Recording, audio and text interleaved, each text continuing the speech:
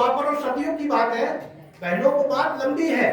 अब द्वापर और सतयुग को छोड़िए, आप इस युग की बात करिए। यहाँ भी आपके सामने ऐसे ब्रह्म कुमार हमारे सुभाष भाई खड़े हुए हैं, इनकी दृष्टि किस पर पड़ जाएगी उसका कल्याण हो जाएगा। ये तो बिल्कुल आपसे जुड़े हुए हैं। यहाँ जो हमारे भाई बैठे हुए इस गली के लोग भी हुए, मैं उनसे भी ये निवेदन करना चाहूंगा कि आप इस आश्रम से जुड़िए और अपने को सफल बनाइए। आपके पास इतनी बड़ी है महान हस्तियां हैं कि इनकी दिव्य दृष्टि पढ़ने से ही आपका कल्याण हो जाएगा। तो मैं इतनी ही बात कहना चाहता हूँ।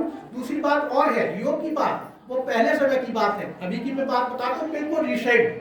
डॉक्टर साहब प्लीज अभी की बात कि मैंने एक व्यक्ति में यहाँ जो ज्ञानामृत आती है उसमें मैंने पढ़ा था कि एक लेडीज थी डॉक्टर की पेशे से, और वो इस आश्रम से जुड़ी हुई थी, ब्रह्म कुमार के आश्रम से जुड़ी हुई थी। उसकी योग शक्ति में इतना बल था कि जब वो अपने को गांव की रहने वाली थी, अभी जो बात चल रही थी कि माताओं बहनों पर जो अत्याचार होते हैं, हमारे कवियों ने यहाँ जो बातें सुनाई थी, जब वो लेडीज डॉक्टर थी, युवा थी, 25, 28, 30 साल की उम्र रही होगी, तो वहाँ का एक मन चला लड़का था, उसकी उम्र भी यही थी 25, 28, 30 साल करीब। जब वो निकलती तो उसके ऊपर भरते कमेंट करता था, उसे पूरी तरह से देखता था, लेकिन वो उसको ओवरलुक करती, निकलती चली जाती। कई बार हुआ, एक बार ऐसा हुआ कि उसने 2-4 लड़कों के साथ लेकर उसको फिर छेड़ना शुरू कर दिया, लेकिन उसने अपनी द्रव्य दृष्टि उन पर ऐसी डाली कि उन लड़कों की हिम्मत नहीं पड़ी कि उसको छू लेते। उसके बाद क्या हुआ, उस लड़के का कहीं एक्सीडेंट हुआ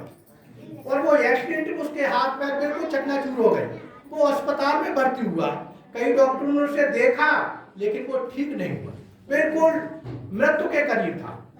जब उस डॉक्टर को मालूम पड़ी, जो लेडीज डॉक्टर थी जिससे वो छेड़छाड़ करता था, उसे जब मालूम पड़ी वो भी आई, वो उसने देखा, उसने तो चेहरा देख कर पहचान लिया कि ये वही लड़का है, लेकिन उसने अपने जैसे ही हाथ रखा उसकी जो मूर्छा थी बिल्कुल वो सही हो गया। तो ये क्या था, भगवान राम हमारे देव हैं, उनके अंदर तो बहुत बड़ी अपार शक्ति है, इन बहनों के अंदर भी है। अगर आप यहाँ पर जुड़ेंगे तो आपको बहुत कुछ मिलेगा। मैं ज्यादा वक्त नहीं लूंगा।